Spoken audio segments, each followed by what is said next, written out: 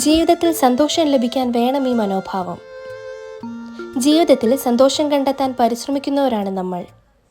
എന്നാൽ പലപ്പോഴും അതിന് കഴിയാതെ പോകുന്നതും പതിവാണ്.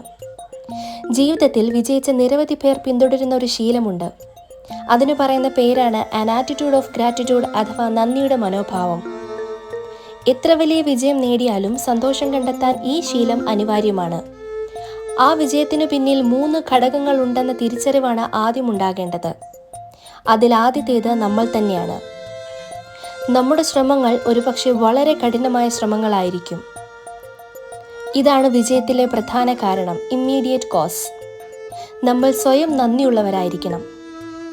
പ്രയത്നിക്കാൻ, ശരിയായ വഴി തിരഞ്ഞെടുക്കാൻ, ചിന്തിക്കാൻ തയ്യാറായ നമ്മോട് തന്നെയായിരിക്കണം ആദ്യം നന്ദി പറയേണ്ടത്.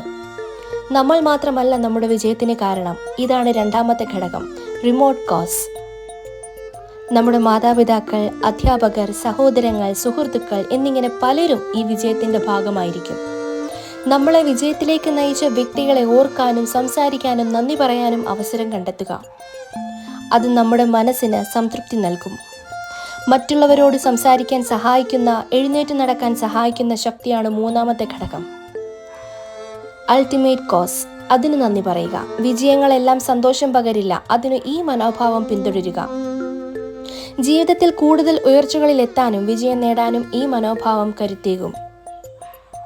കൂടുതൽ വീഡിയോകൾക്കായി ചാനൽ സബ്സ്ക്രൈബ് ചെയ്യുക.